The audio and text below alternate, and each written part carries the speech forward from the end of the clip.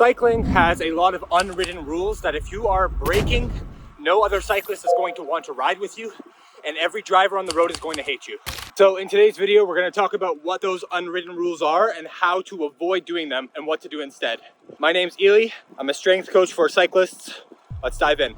Rule number one is stay in your lane. If there is a dedicated cycling lane or a shoulder on the road, stay in it, and I'll explain why here. Stay in your lane. Essentially, this goes for both solo rides and for group rides. If you're riding a solo and there is a bike lane, please stay in the bike lane. Unless it's like absolutely garbage and beat up and there's cars parked and stuff like that. That's another story. But if there is a dedicated bike lane and it's a busy road, don't be the cyclist who is stopping cars in order to ride on the road. It's kind of the same way that as cyclists, we get annoyed if there's a pedestrian walking in the bike lane when there's two sidewalks on either side of the road. So each lane is made for a specific kind of person. Car, bike, pedestrian, whatever. And the other side of this is group rides. If you're on a group ride, please, especially if there's a pace line or you have two lines right beside each other, stay in your lane. Stay in the right line. I remember this was one of the most annoying things. I did a long event back in Abu Dhabi one day, and there were two lines right beside each other, but there was one rider, just this one guy, and he kept on going between the lines, like swerving in and out, and I don't think he was doing it intentionally. He probably had no idea about this unwritten rule, but he kept on swerving in and out, in and out, in and out, and people were getting so annoyed because of the way that he was riding. He was not riding in a straight line. He was riding like a drunk driver. And so at some point, someone just got so fed up and said, hey, can you stay in your lane? Avoid that. Avoid being the rider that annoys everyone and just stay in the lane in the first place. Rule number two is bring your own stuff. What I mean by that is bring your own food, bring your own spares like inner tubes and Allen keys, and for the love of God, bring more than one water bottle because no one wants to be constantly supporting you on a group ride. I remember one time I was on a group ride around 120 kilometers in Abu Dhabi, and I was beside this rider who I'd never met before, but he kept on asking for things. And like, you know, the first few times, it's fine. You want a snack, no worries. I have an extra gel in my pocket.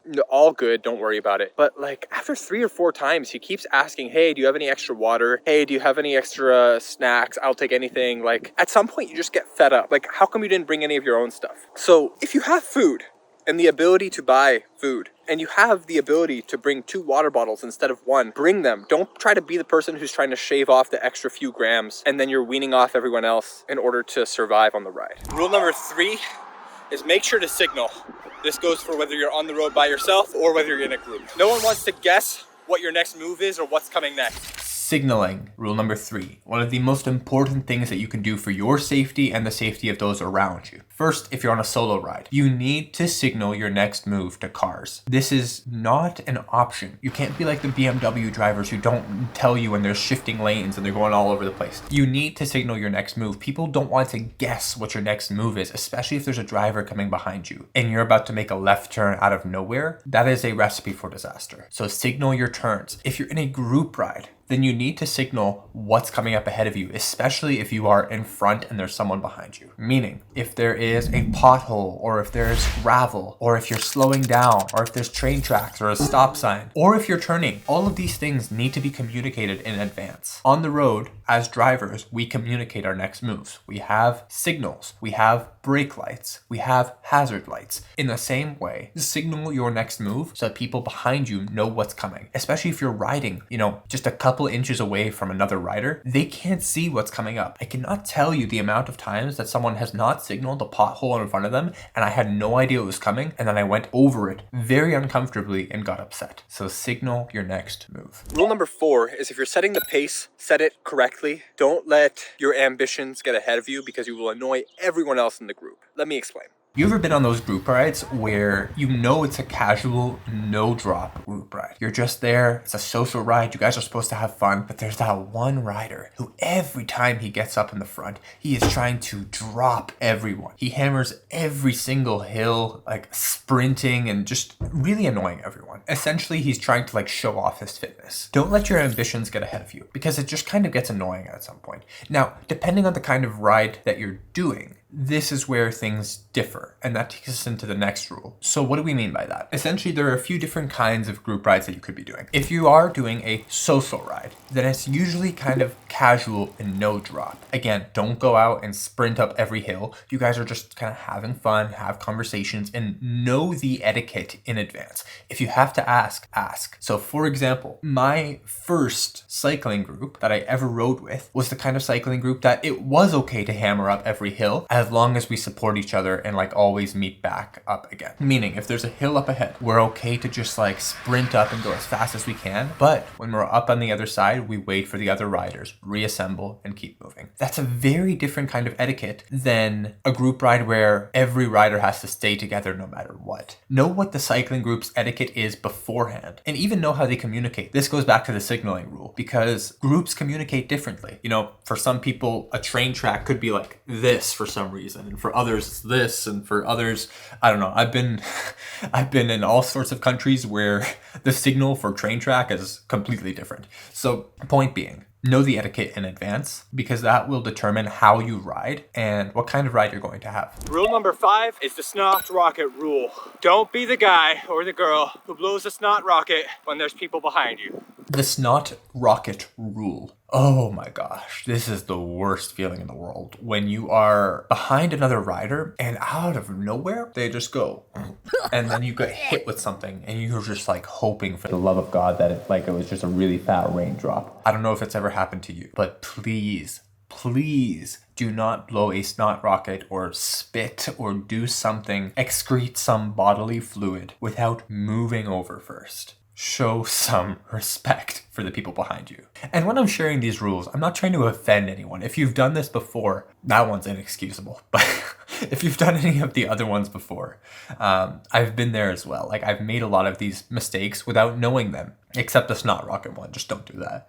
But the point is that we learn from our mistakes and that we grow from them, and that's the whole point of this video. Rule number 6 has to do with lighting. If you want to be extra safe and extra vigilant, especially when you're riding solo, you got to have lights on your bike. So lighting is really, really important for safety, especially depending on the kind of day that you ride. If you're a really early morning rider before the sun rises or past the sunset, you need to have some kind of front light. That's essential. Cars up ahead need to see you. If you ride in the daytime, then a rear light is essential as well. And I personally run the Garmin Varia, or Varia, however you want to say it, that has a radar as well that allows me to see whether there's cars behind me approaching and how fast they're approaching, so I know whether to move out of the way or to make space or to slow down or to speed up or whatever I have to do. And it also lets the cars know behind me that I am there. It makes the light a little bit more powerful. So whatever you can do to maximize your safety on the bike, like we already know that cycling can be a dangerous sport. Maximize your safety, make sure you have lights, and make yourself as visible as you possibly can to cars ahead of you and behind you. Speaking of cars, rule number 7, and this is one I really struggle with,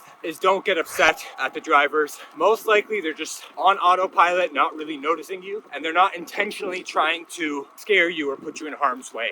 Oof. Honestly, this is one that I really, really struggle with, especially as a new dad, because I feel like every car that speeds past me without making room is like somehow they have some evil intentions in their mind. Realistically, what's happening is they're probably just riding on autopilot and aren't actually thinking. And this is one I'm still struggling with, but don't get upset. This isn't even really an unwritten rule. I think the unwritten rule here is if you let that anger escalate into an actual problem, you don't want to do that. But to prevent your anger from escalating to a problem where you're yelling at a driver or you are stopping at the light and telling them to roll down their window and calling them a douchebag or something like that, to prevent that from happening, just reframe it as no one's trying to hit you. No one is trying to purposely cause you any harm. Most likely they're just going about their day riding, and they don't know what it's like to ride a bike in a small lane with cars zooming past them at 40 miles an hour, 70 kilometers an hour. At the end of the day, it's just ignorance, and they don't really know how it's going to feel and how scary it can be. So don't get upset with them. Let them go. The anger is going to hurt you more than it's going to hurt them. And just realize that they're probably just doing their own thing, living their own lives, and that's fine. Rule number 8, if you're on a group ride and you're approaching some kind of climb, don't stand up without warning people. Because every time you stand, you're going to fall back a little bit and you might hit the person behind you's wheel. That's an important one. This happened to me on a 140-kilometer group ride in Barrie, Aurelia. It was like an Ontario provincial police ride. So we had a lot of police members there, and it was fun. It was a lot of fun. But there was one rider who had no riding etiquette whatsoever. And every single time, he was always riding ahead of me. He would not let me pass him, which that was annoying in and of itself. Because like when you're riding in a group, sometimes the person ahead of you does not ride safely and you want to pass them just for your own safety. But when they don't let you, that's annoying. Okay. But every time we got to a climb, I would have no idea when he was about to stand or when he was about to sit. The problem with that is every time you get up out of the saddle and start standing, your bike will move back a little bit because it takes a little bit of time for you to adjust and then start stomping on those pedals. And so if someone is right, like really close to you and you move back, you could be causing an accident. So you need to announce standing and just let the people behind you know that you are about to stand so that they have time to react and move a little bit further away from you. Again, that goes back to signaling. Let people know what your next move is. Don't leave them guessing. You want to stay as safe as possible. There you have it. The 8-ish, I think that was 8 cycling rules.